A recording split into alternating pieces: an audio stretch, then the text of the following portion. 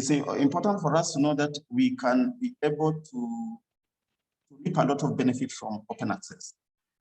One of them is that open access materials are made freely available to members of. So that means there's unrestricted access by the user, and they can actually, as we say, they are very high quality materials that are available on most of the databases or the repositories that provide this information. So free to the public, free accessible, and therefore that goes towards, for example, that goes towards providing equal access to information, that is equity, access to knowledge and sharing. It's also when you publish in open access, for example, you ensure that the materials are accessible to researchers from all over the world. Users all over the world can actually be able to utilize this information from their end. So therefore, the material is available to researchers, and therefore, researchers can actually be able to look at your work, appreciate your work, criticize your work, utilize your work, and therefore your work is more visible to the rest of the world. When your work is being reviewed, that means the visibility rises. It is also important, again, for us to know that publishing in open access, for example, or open access materials provides us as users value for money that goes into it. We said some of the funders or some of the people who fund research give money to people who want to publish. And when they give money, this money, like for example, if it's coming from government is one of the biggest funders of publishing of research materials. And therefore, when they give you this, they give you the money, they expect you to make sure that this material is freely available to end user. And by doing so, the taxpayer, the government is actually able to better account for taxpayers' money, and it gives value for the money that has come that has been pumped in these researchers. And again, closely related to that is what we call compliance with grant rules. When donors give you money, for example, to publish, for example, or to do some research, one of the requirements is that you have to publish your work in open access, and therefore this work has to be open. So that means there should be unrestricted access to this material. Again, there's more exposure to your work. For example, if you publish here, that means very many people would actually be able to access this material because it's available. Because not everybody has money. They might be interested to utilize your work, but not all of them might have they might have the power, the financial power to purchase your work or utilize your work. But if you leave it free, very many people will actually be able to access it, and it will expose you even more. Beside raising your profile, also putting you in a better platform to win grants. For example, if you publish before, therefore, you are actually more able to access more grants. And even academic awards, for example, we've seen people being awarded for publishing in certain areas, for example. And by doing so, this is because most of their work are in access.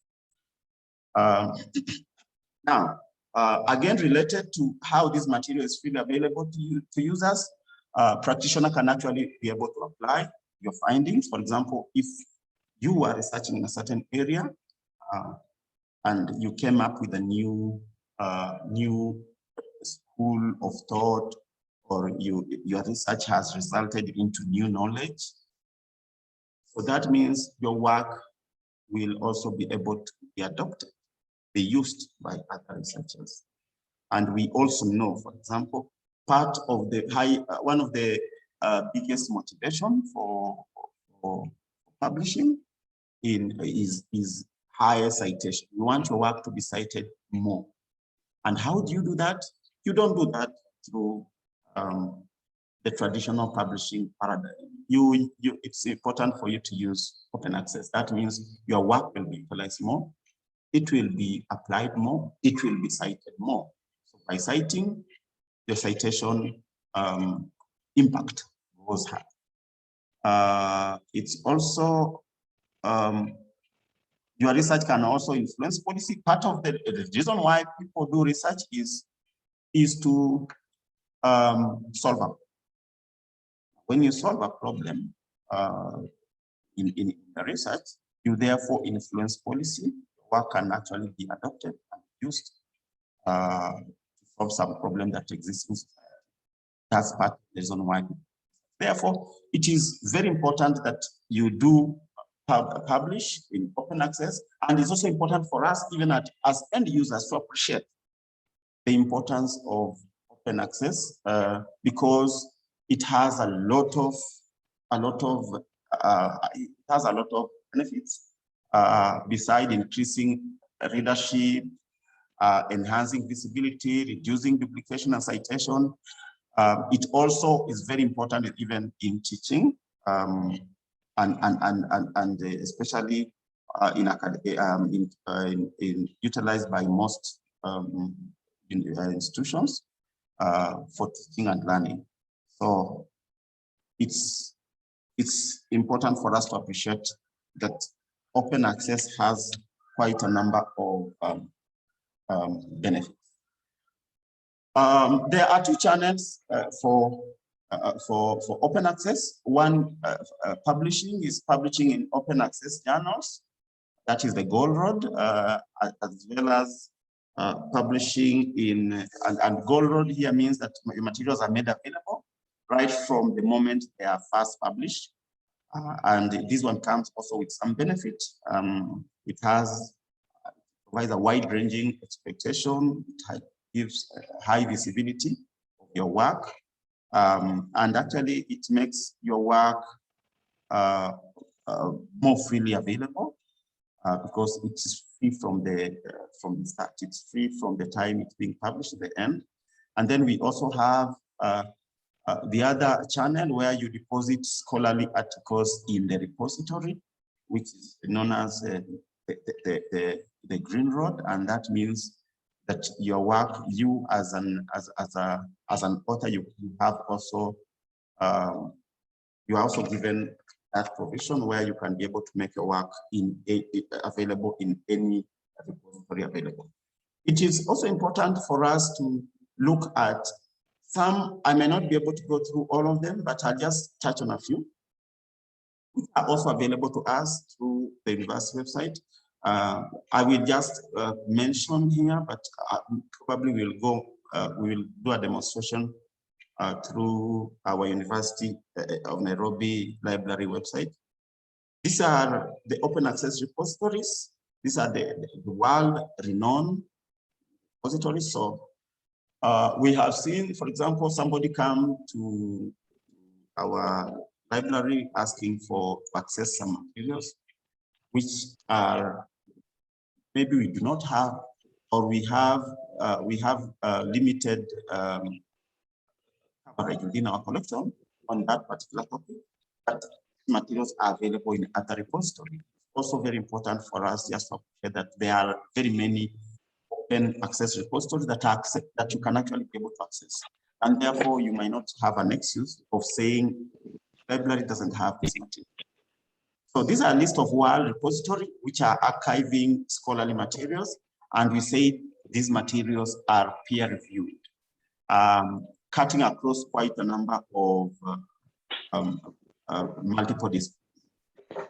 One of them is Open Door, which is the global directory of open access repository, and it is actually found in this website. If you just you can just demonstrate a little bit on this.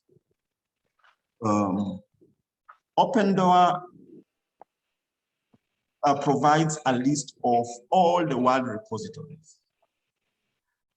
And we will look again even at the University of Nairobi repository and see what it has. However, even Open Door provides repository for universities. So all we have to do, if you want to search a repository, a specific university repository or any institutional repository, you can actually be able to search here by name. Like for example, we can be able to search, let's search for University of Nairobi and see whether our repository is there and how University of Nairobi digital repository. And if you access like that, it provides you the repository name, the institution, and also gives you a brief description of what this repository is all about, and also provides you the URL, the link that you can be able to click on and get to this repository, as well as the content type. Like for example, University of Nairobi repository has journal articles, bibliographic references, for example, conference work and workshop papers, thesis and dissertation, reports and working papers, among many. We have, this is just a few. Our repository covers all these topics, which is also related to the programs that the university offers. So once you are here, you just click on the repository link, and it takes you directly to the repository. And now here we are, this repository, and we can actually be able to find the repository and inhibit. As we know very well that our repository is very rich. For example, we have the collection within our repository cuts across all these item types, books, journals, theses and dissertations, and you can even see all the types of materials we have. You can see the indication of how many volumes are within that collection. For example, our repository is richer in theses and dissertation, and we know the reason why, and therefore you can go there and search for any material you are looking for. Now, it's also important for us to know that these materials can be accessed from anywhere on the globe. It's also important for us to know that you don't have to log in anywhere, because people come and say, how do I access this repository? What is the login credentials for the University of Nairobi repository? This repository is free. You don't have to be a student. Anywhere you are, you go in directly, access it. You can even be able to download theses and dissertations. For example, you go to click on the thesis, you can search a thesis of somebody, and let's just search one, like let me search for something on social and entrepreneurship, for example. Let's see whether there's any material in our repository that has been published by students, masters or PhD students. Now we can see quite a number, and you can see like this one is determined. This materials can actually be accessed. You just have to click on the title or the image, whichever. Click on either on the title or the image. Then this page opens where you can be able to go through the abstract and actually be able to gauge whether this material is useful to you. And if it's useful, you want to read further, you just have to click on full text. There you are. Material is freely available. From wherever you are, you can be able to download and read it. So it's important for us to appreciate that this and the University of Nairobi is just one of the many repositories we have. Maybe if I can just go back to my screen and where we were, and we say that you can search by type, by the name of the institution, or you can browse by country. Like, it's interesting. You can check which country, for example. I'm looking for a repository in a certain country. Let's say, let's find out who else in Kenya has the repository available as open access. And when you click on Kenya, it gives you all the repositories of the countries. For example, we have AMREF, Institutional Repository, Chuka University, Dedantimath. You can see most universities have repositories, and you can click on any of those repositories and search within the repository and see what materials they have published. So let's just check on others. For example, UNESCO also has a lot of materials on scientific and cultural subject. Actually, you can go to the website and you will also get a lot. Please mute that. Mute, please.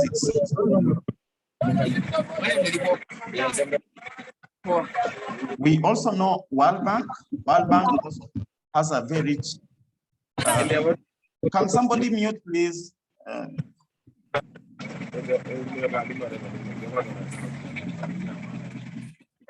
So World Bank also has a very rich repository on materials that are touching on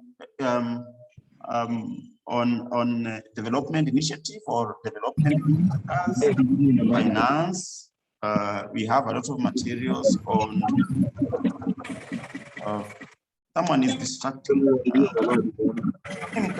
Kindly mute that person.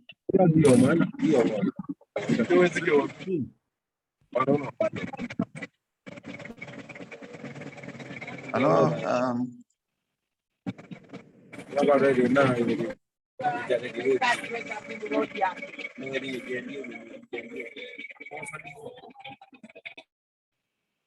Okay. So I've muted that person. So we have, these are institutional repository provided to us. Most of them are, for example, university repository. We know universities also are a very integral part of the research institutions, and most of what they do is research-based activities. And we also have others, for example, World Bank, we have Europe PubMed Central that has a lot of materials. We might not be able to look at that, but clicking on that link will take you there. And this is now the goal. Now we have government-funded repository. Now, government also plays a very important role making information available to it. And part of it is informed by the constitutional requirement, specifically Article 35(1), that requires government to provide every citizen access to information. That means information held by the state should be freely be made available to us. And this is also informed by the International Covenant on Civil and Political Rights, which Kenya is a signatory, has ratified and actually made sure that states provide this information to the members of the family. Again, this is also informed by the Berlin Convention that requires that scientific knowledge and cultural heritage materials should be made freely available to the rest of the world. And we also know that the Berlin Conference, specifically University of Nairobi, is also a signatory beside other universities, other institutions. So these government-funded repositories are available, and you can also be able to access them through the university website. And if you can just go to the University of Nairobi website and just try to check on a few of them. Now, how do you get, okay, so we have the open data, and how do you get here from the University of Nairobi website? If I can just be able to demonstrate so that those people who are new to this can actually be able to see. You can go to the University of Nairobi website, and then you go to the library page, and then you go to resources, and at the resources you can be able to use open data. Now, and that's where we are. So open data has a lot of material that can be able to be accessed, used, modified, and shared. And this is also just to make sure that information is not restricted to us. Part of the local initiative is the open Kenya Open Data. Just click on it, and it takes you to the page that is actually run by the ICT Authority of Kenya, and this one gives you a lot of information that is either funded or supported by government with the Kenya Open Data. So it's upon you just to explore, like, for example, if you want to know, for example, information regarding like adoption of alternative sources of energy that's available in Kenya, that's either funded partly by government or fully by government or supported by government, then you just have to check for this data, just open that, and it will be able to give you a lot of information that you can be able to search and see whether this information is important. You can be able even to filter according to how you want it shown. So open data is just one of them. We know Kenya National Bureau of Statistics, for example. You go to the National Kenya Bureau of Statistics looking for information that might not be available elsewhere, you will get it here.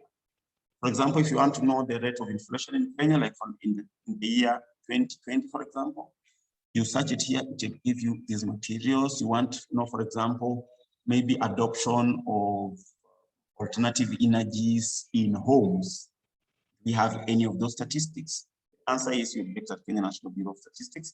You are looking for information, for example, on people living with disabilities in Kenya, or for example, women prisoners who are there in our prisons, you will get there, or any other gender. I mean, you'll get all this information, you just have to search it. So people come to us saying, where do I get this material? In your library.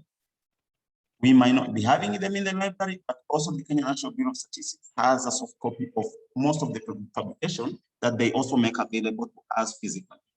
You can actually be able to check them. You can also even go to InfoTrack and explore. So these are the government funded, the government funded initiative as the open data. You can actually even go to the Kenyan law and see all the law publications within the country. Now, allow me, instead of going through these ones, let's look at them, a few of them practically, because this is just a slide. But most of these materials are actually available on our university website. So all you just have to do is to go to the University of Nairobi. And once you arrive at the library, you can go to resources, and under resources, we have open access. Now, these are the materials that are available to us in open access. All you have to do is to browse through the list and see which database or repository has information in your area.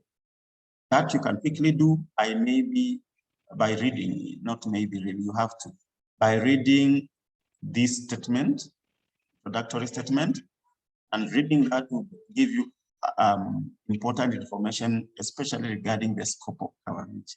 For example, Econ, this it collects and indexes full text materials spanning across a number of disciplines. It's related to agricultural economics, agribusiness, food supply, natural resources, environmental economics, and all that. So if this is your area, all you just have to do is to click on it. And once it opens, you can actually be able to search. For example, here we are on this. Let's try to search something on organic farming.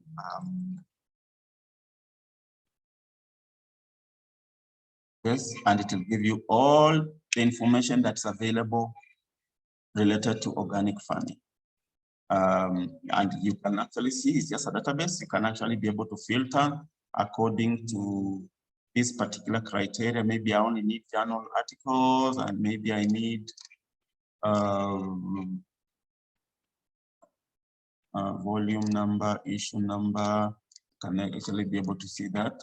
So you can actually be able to filter and get, I don't know whether they have, yeah, you can actually be able to filter according to those areas. Yeah, published dates, yes, you can actually be able to filter according to, yeah, so that it gives you the most recent on top, all the ones at the bottom. So it's important that you explore and see the information that is in each of those open access resources. BioLine is also another one that also has very rich materials touching on health. All you just have to do, and these materials are also available to all of us. You can actually be able to search. And what fits BioLine? BioLine also gets material from other journals. One of them being Medline gets material from PubMed and makes available to you. So, for example, if I was looking for something on, let's say, thyroid cancer. You can just type there, and it will give you all the journals available in the world on, and actually most of them have under the countries. See all the journals which can actually be able to open and read all those articles, for example. Can be able to see that. So it's accessible, and you can get the full, these are an abstract, you can get the full PDF by just clicking there, and the PDF will be open to you and actually be able to read. So that is, we can actually be able to check there. BioLine is also very resourceful. BioOne is also another one that has material, especially in science. CSIR is also a good one, which is a South African based that covers materials in science, technology, development, especially in Africa. Has a lot of materials which you can actually be able to check and see how it works. Now, this exploration will not be sufficient unless we look at DOAG and DOAB. And these are directory of open access books, that's DOAB. This is also a very good one that has a lot of materials, especially books that are available to you. Well, how do you, so what you have just to do is to come here and search, or you can browse. Some books down here which you can actually be able to browse. And these materials are, as we say, they're very scholarly, peer-reviewed, and they are from trusted sources. All we just have to do is to come here, search. Let's search on something on studies, for example. Let's say women, SMEs, or women in business, women and business.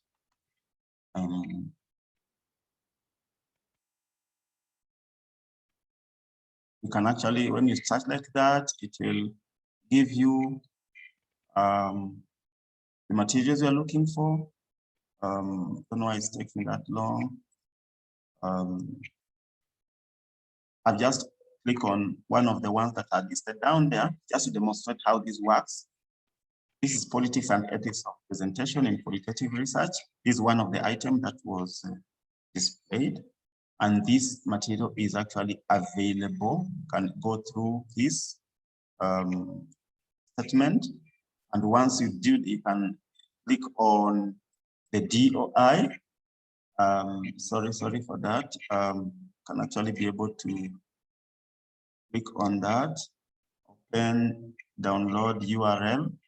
and you can see the whole book is opening. You can be able to read the whole book from wherever you are, download and read.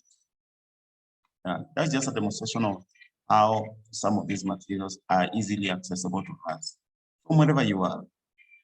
DOAB has a very rich collection of books. You can search there and you might get very resourceful materials for you. The other one is DOAJ. DOAJ is the sister to DOAB, but the DOAB is for B for books, and this is J for journals. So the DOAJ lists all the open access journals that are full text and scholarly, covering quite a number of areas. Once again, you can actually be able to search the list and be able to get. And you can see even from this page is that we have a lot of materials cutting across 80 languages, 128 countries are represented within the collection. And the materials, some of the materials are without what we call the APC. APC means these are materials that are without any article processing charges. And you can see there are like 6 million materials that are available to us. So material that you can be able to access. For those who wants to publish, for example, in journals, you can actually be able to go through this list and see. You can actually be able to check the journals that are actually available. And it will list all the journals that are available in every field. I've just clicked on that, on the journals. That's 16,000 journals. Once you click on that, it will list to you all the journals that are available. And you can search by subject, for example. If your area is, let's say, education, you click on that to give you all the journals that are available within the area of education, which you can actually be able to open and go to those particular websites for that journal and be able to get a lot of information. If you want to publish, that is, we will cover a little bit for the end of in the next few minutes. We shall be looking at some of the options that are there for us to publish. Now let me see, we have a lot of materials. We know about Lancet, and you know Lancet is like the Bible for medicine. This is a very authoritative and very very authoritative and a well-renowned journal in medicine. And they say that if it has not been published in Lancet, probably it is not worth reading. Some people, they would argue like that, especially the people who are doing medicine. So Lancet is one of them. You can actually be able to access all the health materials that are actually available. There are quite a lot. It's also important for us, maybe I wanted to check on Econ Papers. Econ Papers is also another database for open access that you can actually be able to search for materials. And how do you guys get these materials? There are over 1 million working papers and over 2 million journal articles. All you just have to do is to come and search here. Let me say I'm looking for something on economics. Let me say looking for something in Kenya. Let me say about economics of traffic.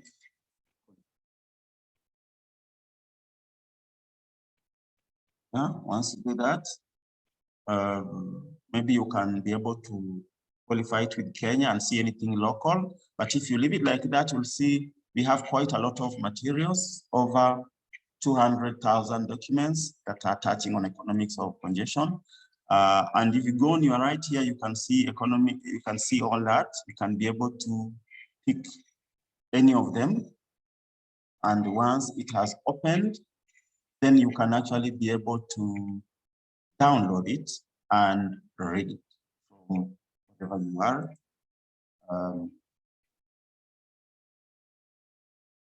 Yes, and there you are. So these materials are very helpful. Find some time just to explore the list and see what is important, which area, I mean, if your area is actually covered in any of these. It's not easy for you to know what has what. It is not easy unless you do some reading. So that means you have to read, for example, the scope note, and it will give you the area of coverage, because some of them are very subject specific, while others are has a very wide coverage. For example, you can see it's interesting on the global disability rights. Library has materials on materials on people, the rights of people living with disability. You get a lot of material there. So you can check on this list. It has very many materials. You just have to know which area is of interest to you. And as we said, for you to access this list, all you just have to do is go to the University of Nairobi website. You go to the library page. Once you arrive at the library page, you check under resources. Once you put your cursor on resources, this drop down option would give you, among other options, open access. And when you go to open access, it will give you. You can also have an option of using open data. Open data will give you most material that are available locally. For example, you are looking for data or research that is very local oriented, and you wonder where to get this, please explore these local resources. And we also have other international resources down there, which you just have to go to. So if I might just go back to my presentation and see where we were. We talked about this list. Most of the materials are actually available on the website, for example. I may not be able to touch them. Some of them we've also talked about them. We have one called the World Legal Information Institute, for example. This one covers materials from across the world, covering law materials. So these are materials that are talking about legal decisions and judgments from across the world, from different jurisdictions.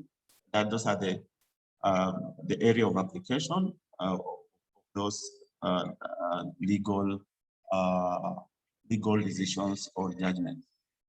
So you can actually be able to on that. And quite a number. AJOL is another one. AJOL is on Africa material that are published in Africa. They index all the publications from the African continent and makes them available to you, so that you can be able to go through the list and directed to where the materials are. Most of the materials are embargoed for 3 years. That means they restrict access until after 3 years, then they make it free to you. But they also have archive all the materials that you can actually be able to access. Elsevier is also Science Direct. Most people have been asking, does the library subscribe to this? Yes, the university has subscribed to that. All you have to do is just go to the website, to the databases, and check, and you'll be able to access Elsevier materials. We talked about DOAB, there they are. Then we have the African Digital Library. We have all these databases for materials that are open access. Books can be able to go through them and access. Most of the materials are actually available for it. Now, as we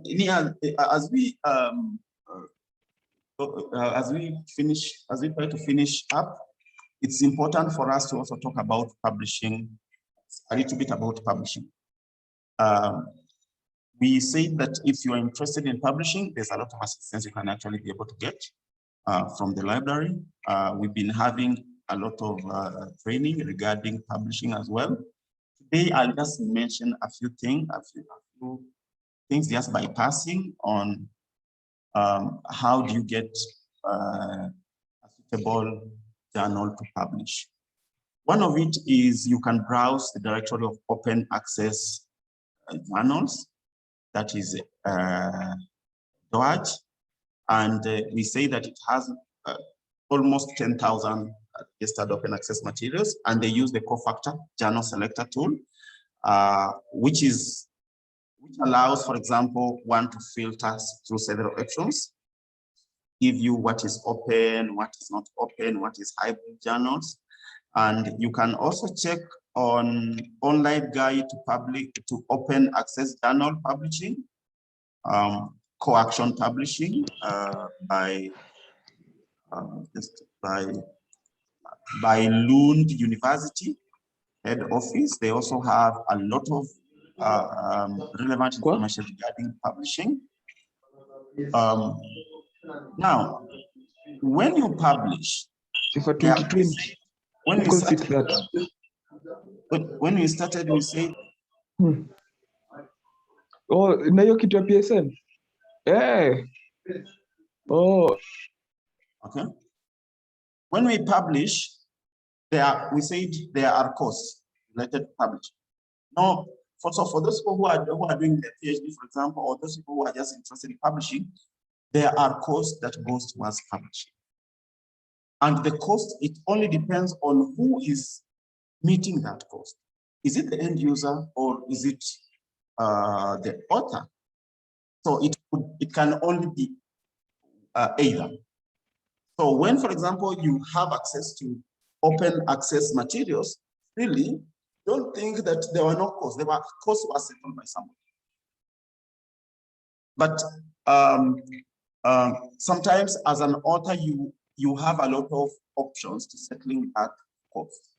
And we said one of it is for you to pay yourself if you are able to pay, so that the materials is made available to the end user freely. And we gave examples, we gave benefits of doing that because the material would be free, and therefore many people would utilize the work. More impactful if you do that. But for those people who might not be able to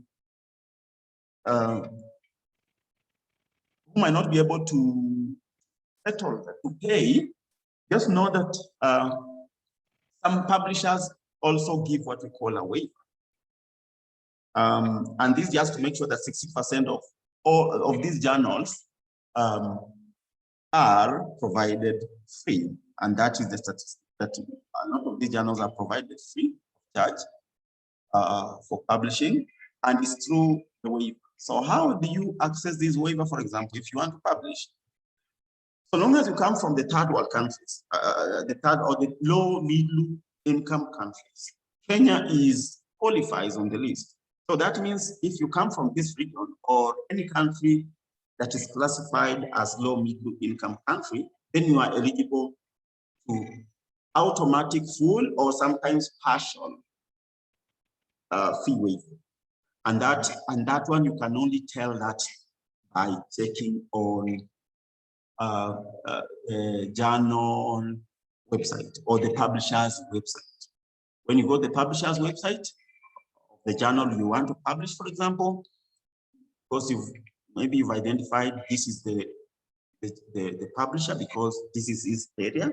Maybe this publisher publishes in this area that is also of interest to me, and you want to publish with them. You go to the website, check whether they have a waiver, because there are a lot of requirements that they will need from you, and they'll give you a lot of information as well as code. So it's important to know that if you are not able to pay, that doesn't mean that you can't publish. Now, some of the publishers of books and journals are university presses, and most university presses, they would publish free. And it's also good just to go on the university press within the area or the topic of interest. There are quite a number. I've just indicated a few here, like Cambridge University Press, Luminous Publishing, University of Michigan Library, publishers, Athabasca University Press in Canada, can actually check on them. So we say that you can also check on, for example, the Royal Society Open Science that publishes science-related materials free of charge, Biomed, Indawi, PLOS. But of interest for us, let's look at these guys called Indawi, and we just, maybe that will demonstrate to us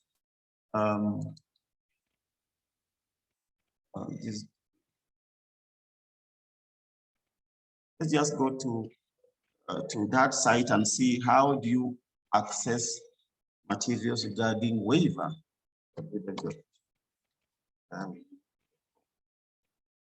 If you go to hindawi.com, for example, open access publishing for scientific community, one of the things you will see is publish with us, publish with us.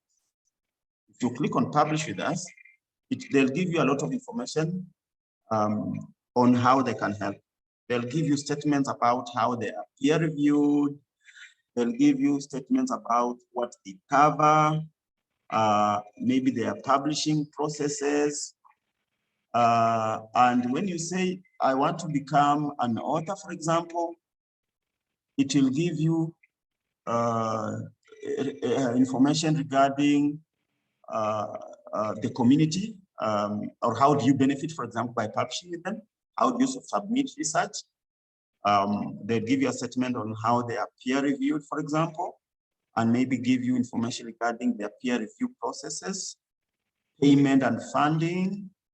And they will also give you information on payment and funding. You will see waiver policy. And once you click on the waiver policy, it should be able to give you instructions on how do you qualify, how do you apply, from which region. For example, they would list like people from the middle and low income countries. Kenya is among them. If you look at the alphabetical arrangement, you see Kenya here. So that means if you're coming from Kenya and you want to publish with them, and you are really interested, then you qualify just the virtue of the fact that you come from this region. They'll give you full waiver. Some other countries, they'll give them partial waiver, and you get that information. So the cost of publishing should not deter somebody from it's just important you can actually be able to check on available publishers website and see what are the requirements of giving a waiver. We talked about Hindawi. You can look at the DOAT publishers, Ubiquity Press, who publishes, for example, electronic format of monographs that you can be able to access on demand. DOAB for books, for example, Science Open, Simago journals. Now, it is important for us to mention Simago because Simago provides a list. People come to us and tell us, how do I know where to publish? Now, we might not actually be able to tell you where exactly to go and publish, but we can give you a lot of information, or the library has a lot of information regarding where you can publish. One of the places we direct students to go if they want to publish is Simago. And with Simago, simago.com, let me see, is it .com? Yeah, it's no, it can't be that.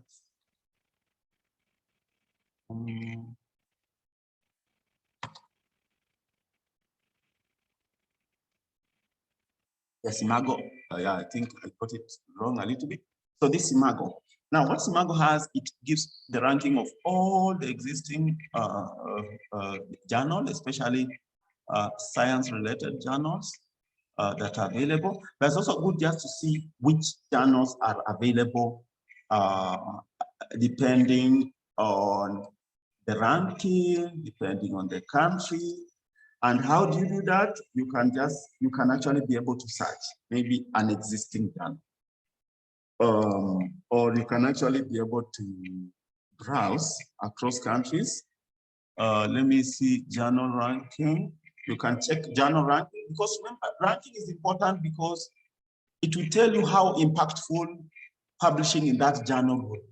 Nobody wants to publish their work and their work is not read. You want to publish in a place that you know your work will be read, you will be cited more. And that's how you build your profile. That's how you tend to get collaborators to publish it with. And so once you click on, for example, the journal and country ranks, it gives you these options. Down there, it will give you, for example, the ranking of the world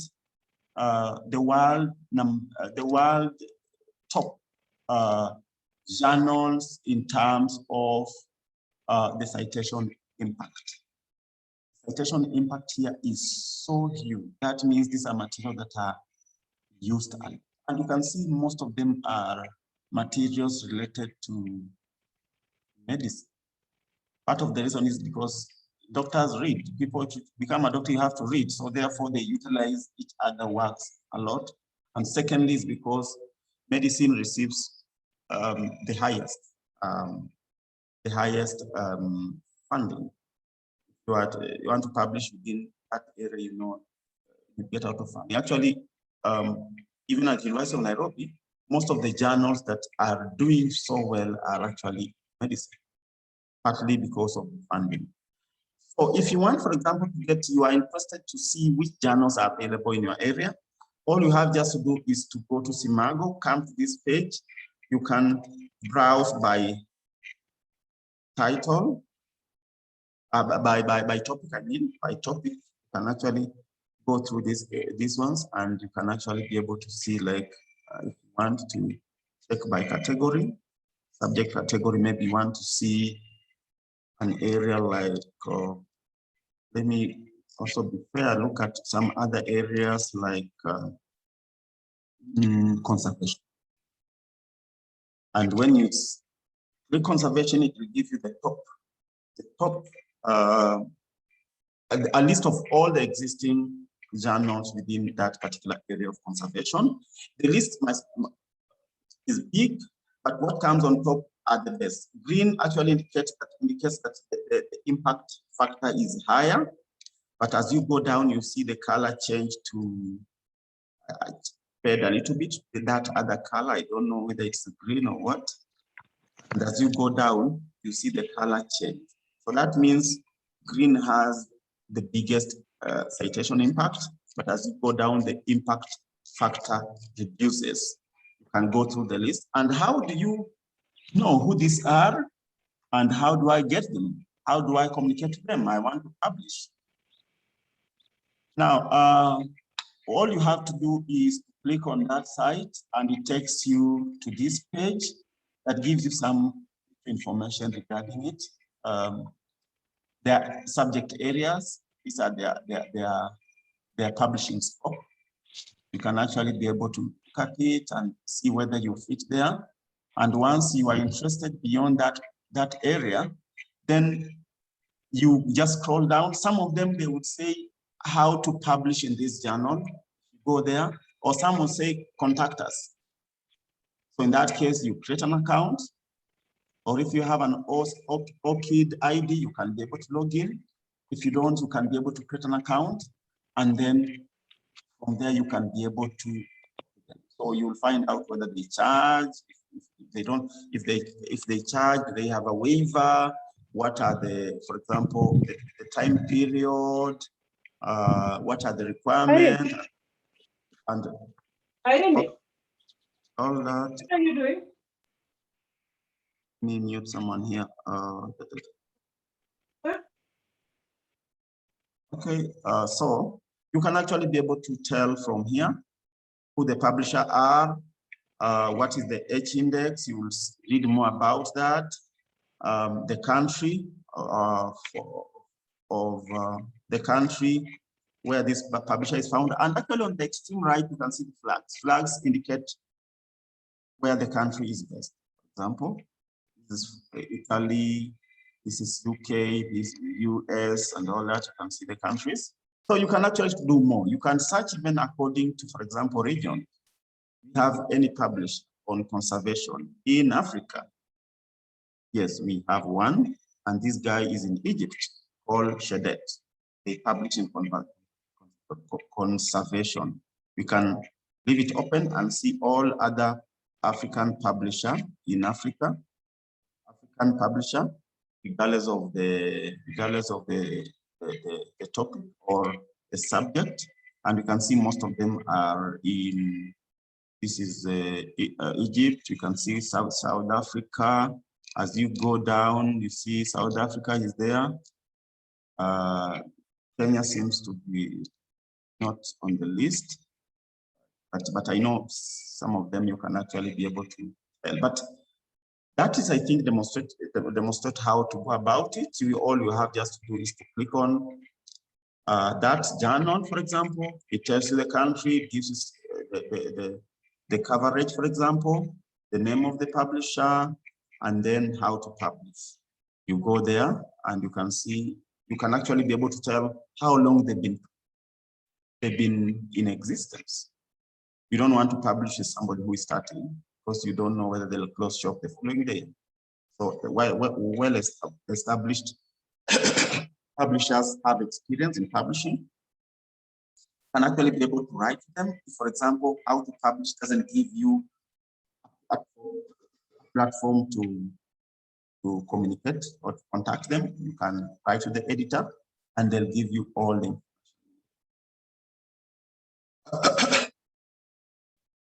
So I think having talked about that, we now know that you can actually be able to get a waiver.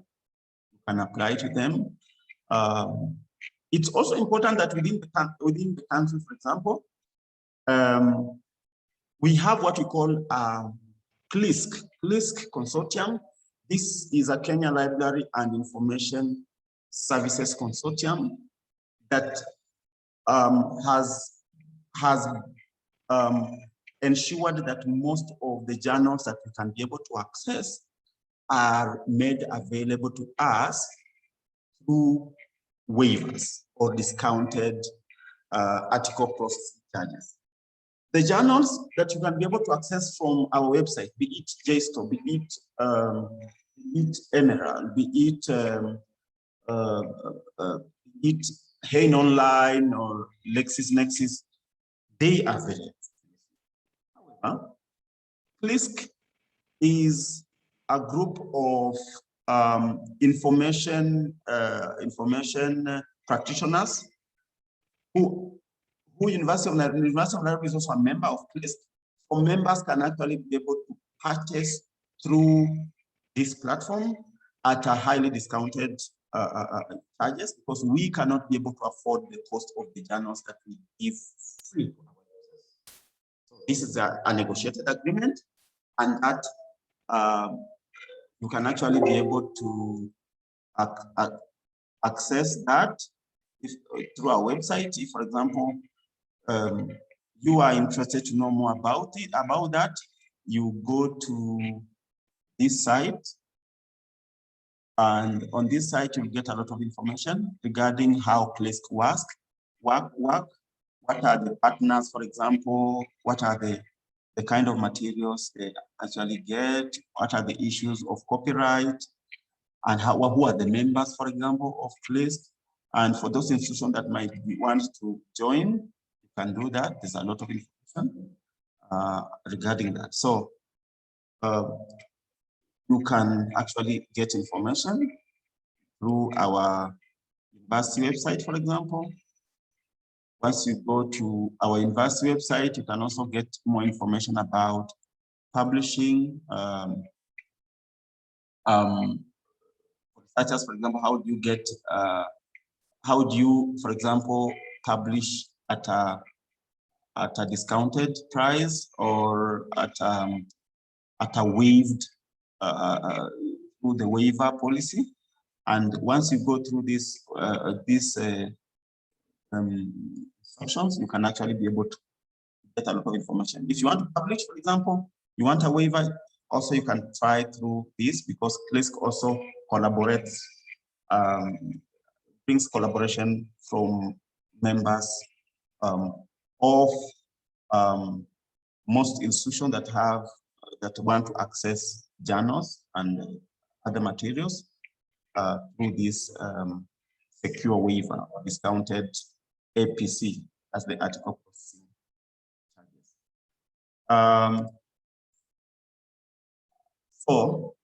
Strict inclusion criteria for quality. To stay safe, ensure that the journals are included in either one of the following.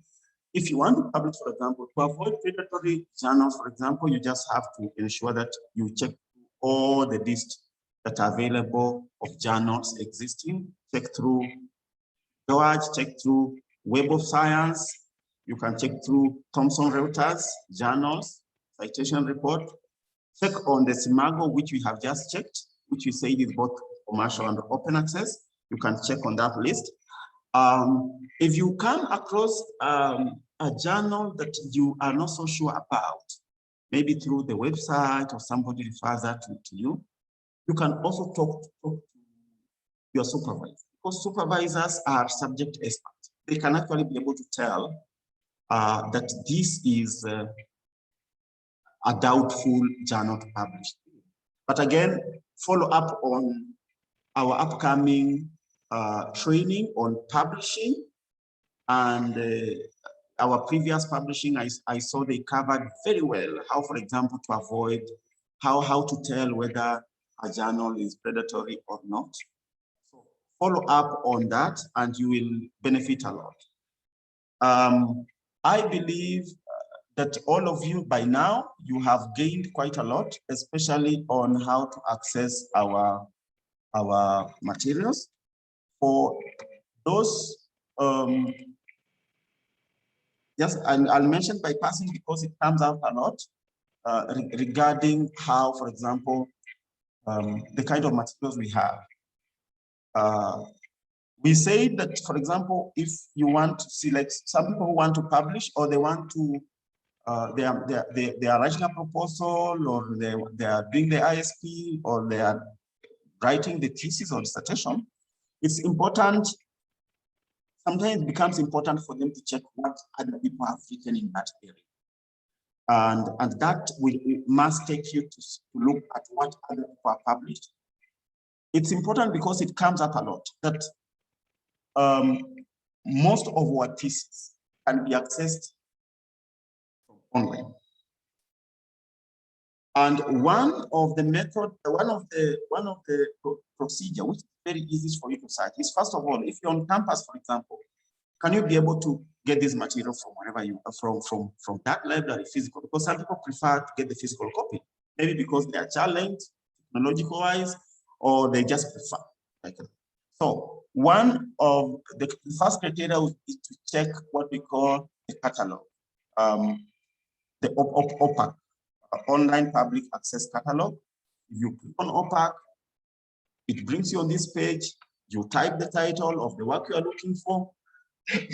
Maybe you are looking for something written on monitoring and evaluation. Projects, for example, and then you click on that. Now, it will give you both books and any other material, regardless of the item type, books or thesis. But one of the easiest way to search, if, for example, you are looking for a thesis, a physical thesis, one of the best way is to qualify your search terms with the word thesis, monitoring, and then you say thesis. It will be able to search through and give you only existing theses. And these are the theses. So in that case, you can actually be able to click on it and find out where this thesis is in Kikuyu. Now, this thesis in Kikuyu, I'm in main campus. How do I access this material? I can only go to Kikuyu, get this material. However, Because of those logistic dynamics, we have digitized almost, actually a big percentage of all our thesis and dissertation. So once you search like this, you get this one is in Kikuyu, you can't access it. What you should do, just pick the title, run with it. Go to what we call the digital repository, which I also want. It's also just there. We were searching here. We go to the digital repository. Once you're on the digital repository, type whatever you are looking for here. And once you type, you should be able to get that thesis, regardless of where it is. You can see and get, here it is. And here, this thesis is physically available at Kikuyu Library. But being from wherever you are, you can actually be able to access this material, download and use it from wherever you are without any inhibition. It's free. It's not restricted. So you just download and you can be able to use the whole. It is very important for me to mention that because most people do not know these materials are available from wherever you are. We have, as I conclude, and it's also important for me to mention that our OPAC or online public access catalog, which will tell you what we have physically, is available free. The digital repository is also available freely from wherever you are. You don't have even to log in anywhere. Electronic books and electronic journals, because they come to us at a cost, it's upon us to ensure that only our bona fide member of staff and student and faculty, only our members can be able to access this material free. So in that case, this material can only be accessed when you're on campus, or if you are doing it from out, then you have to use what we call remote access. And we had a training on Wednesday regarding that one. We will also be having other trainings in future regarding how to access these materials. These materials, especially the one that requires credentials to log in, how do you access these materials from home or from the comfort of your. I believe, I think I have covered most of the things that I need to cover. We might not be able to go through each particular website or database, but you can explore more. And when you get any challenge or you have a question, then you can be able to get to us. Now, as we finish, as I wait for questions, let me just go through some of the questions. I think no, Rosemary, I think has answered quite a lot of them. But just in case you have any question that you have, then please ask. But that would bring me to the end of my demo on open access resources. So back to you, Mercy. Mercy, before even you talk, maybe I can just add on something. I think I'm happy that I've really mentored well. You can see he was very eloquent and very detailed. And I believe we are leaving this place, we are leaving the training really having learned quite a lot. But there is one issue about what we confuse when it comes to open access and free resources. We should understand that not all free resources are open access. Anybody can write anything on their website and it can be accessed by anybody. That is free information, and that may not be open access. Open access means resources mean that there are resources that behind the scene, there are some organizations that are funding it. It may be the university that you are universities. It may be non-governmental organizations that are funding it behind the scene. It may be the researchers that are funding it funding them behind the scene. So don't confuse free and open. And when we confuse free and open, that's the time we say that we end up saying that open access is not of quality. So when you really want to get open access resources, I would rather, if you are just going straight to the website, instead of going to the databases that we have just listed, that we have listed for you in our website and all that, or the ones that Alegua has just demonstrated. Instead of that, if going to any website and just searching, it's better to go to Google Scholar. So please, with Google Scholar, we'll have quality, peer-reviewed, both commercial and open access. So anything that you will search and access through Google Scholar, it is of quality. So please let us not confuse the free. I just wanted to clarify on that, the free information and open access resources. So open access resources are quality, peer-reviewed, checked by if their thesis, they are supervised and all that. But when it comes to free, anybody can write anything on open access. And I always give an example of our DVC in Kenyatta University, who really embraced open access initiative, and that is Abukutsa, Professor Abukutsa, who is now the DVC. He started with writing in publishing in journals, open access journals. And his work was so visible that they were looking for him all over, looking for her all over to publish on what he was publishing about. That is indigenous vegetables. So you can see where she came from, and from there she really improved. She really became a very scholarly researcher. That she has really moved from one country to another, just presenting and all that. So we need to encourage people both to publish in open access resources and also to access open access resources for learning, teaching, and research. So that is just what I wanted to clarify before the chair comes in. Thank you so much, Rosemary. Thanks a lot for that clarification. We really appreciate. Now back to Milka. No Milka, but Mercy, sorry. Mercy, are you there? Yes, I am, agree. Yeah, so I think we've come just one end, unless there are any questions, but back to you. Thank you so much, Angry. That was Angry in the shoes of Rosemary, and you can see what a great mentee he is. Now, for those who have been attending our trainings, Angry Elegwa is a household name in our training forums. You must have listened to him training us on Zotero training. Actually, he's a guru in that area. And we thank you so much for that good performance.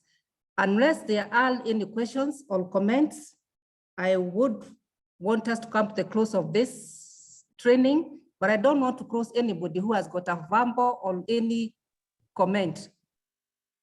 I have a question, whether you would be able to share the PowerPoint shared ably presented by Agri. It would be of use to us to remember some of those websites. Over to you. My name is Ayo, and thank you. Welcome, Ayo. I think the PowerPoint will be shared. Once again, this presentation is also in our website in the form of a video, if I am right, but I am sure it has been recorded and it will be shared. Thank you. Maybe just to add on that, everything, all our trainings, we also have slides, and maybe Alegua, can you just show that area, please? We have slides, we have step by step, and we have video presentations that we already have on our website. Is Alegua still there? Alegua? Timothy?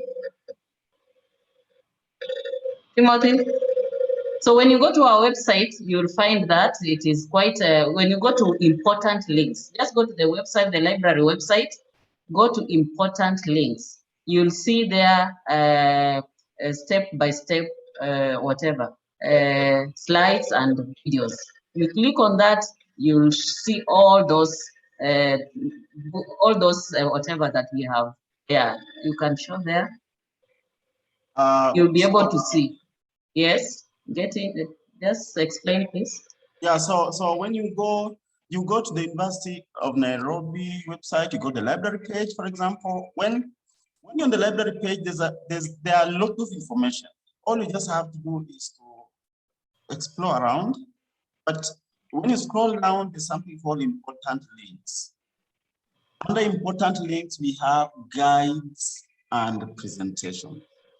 Now, once you go there to guides and presentations, you can actually be able to listen or watch some of the videos or the audio recordings related to all those topics that are listed. So, for example, if you want, for example, to check on overview of open access information resources, you go there, and once you click on it, and you should be able to, yes, you should be able to go through this. And this is, you can actually be able to view those, you can be able to view, you can be able to access the link, and a lot of information. For example, somebody, I just seen on the chat, somebody is asking a question on how, for example, to create an account for remote access if you want to log in from outside. Yeah, the link is here. You click on it, it will play your video step by step. Instructions on how, for example, to create an account, how to log in, how to utilize VPN or remote text from outside the institution so that you can utilize these resources. So all the information is here. All you just have to do is to click and watch. But just in case, just know that just in case you have a problem that you think these resources do not address, please get back to us. Don't be silent, because by being silent, you're not helping yourself. Please let us know how best we can support you. And I think that's it, Rosemary. Yeah, Legua, I think there is an area of help desk there. Maybe you can show them in case they have anything just down after important links. Yes. In case now there's something that you really want us to know, you can just click on that and explain the area, what you need, and we'll be able to respond. And also we have the email librarian, which I'm just writing. In case now you really want us to come in and support you, we are always there to support you. Thank you. Thank you. Excuse, I have a question. Yes. Regarding the Zotero training that you end last time, I tried to check on the video that has been uploaded, and it seemed to me that like this video is just from the YouTube. Is it possible we can get the one that you trained on last time? Yeah, we'll organize. I think someone is working on that. We will organize and load it there.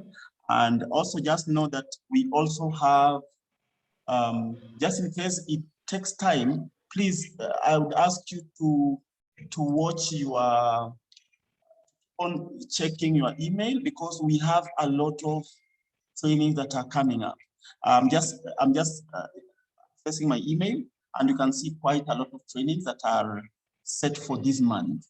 So just know that this is not the end. We are having another Zotero training, I think on 15th of this month. You can also tune in to be able to access these resources. We have some for Turnitin, we have some remote access to electronic information that are also coming up. Yes, but I've heard you, we will also be able to load that video. Thank you. Thank you. Now, unless we have any other question, then I think we will, I'll just get back to Mercy. Thank you so much, Angry. I don't want to close anybody else who has got a comment or any other question.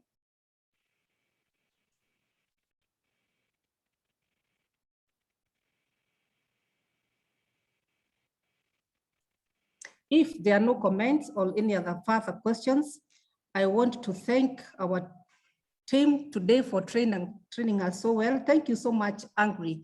Angry is one of us who is based in Graduate Research Library. That is Mahatma Gandhi Graduate Research Library If you feel that you would want to consult him physically or have a small talk with him, I believe he'll be more than much willing to attend to you. I hope I'm giving a true testimony of you, Angry, and you'll be able to assist those who will come to you physically. Thank you. If there are no other questions, kindly allow me to give thanks. Allow me to give a vote of thanks to the following people who have facilitated this training so smoothly. I want to appreciate our corporate office first because of broadcasting our training so well. We really appreciate because of giving us that platform. Secondly, I'm coming to you, Liz department. Thank you so much for organizing this and also raising our flag so high at a time like this. Thank you so much to our trainer, Angre. We really appreciate your input. Our participants, you are very, very important to us. In fact, without you, our trainings would never materialize. We started at 30, went up to 58, and we are closing at 46. We really appreciate your attendance. And finally, I wish to thank the committee that sits and organizes and schedules these trainings, headed by our able DDT, Rosemary Otado, and the members Almasi, Catherine, Kemita, and Timothy, our IT person. We really thank you so, so much for the good work you are doing. And if there is no other question or anything else, allow me to close this meeting with a word of prayer. But before I close, I want to make some few announcements. Kindly keep checking for our coming trainings next week. On 8th, we have a training that will take you through information searching skills. We would like to take you through the tips you need to search for information you did in your studies or research. And we'll give you the tips that you need and the skills that you need so that you don't get so much hits in your results or suffer from information overload, but only get what is relevant to what you are searching for. On 10th, that is Friday, we also have a repeat of a Turnitin training. You know that our Turnitin is our tool for enhancing academic integrity in our academic activities, and we shall be able to dispense that in the following week on Wednesday 8th and Friday 10th. And without much ado, allow me to close this meeting with a word of prayer. Let us pray. Father, in Jesus' name, we want to thank you for such a wonderful time. In the beginning, we started with you and we have ended with you. We thank you for our participants, thank you for our researchers, and thank you for our students. As we are in these university communities, dear Father, we pray that you may help us to build each other because we need to work as a team. Thank you for each and every participant. Thank you for the facilitators. Thank you for the management. Father, we commit them in thy mighty hands that God, you shall continue helping us, dear Father, to do what you have assigned us to do in this university.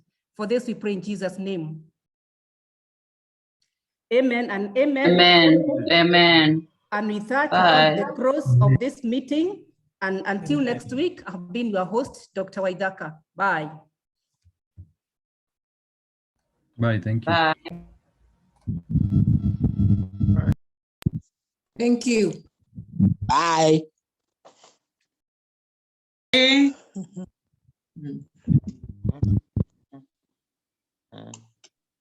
Lead the meeting.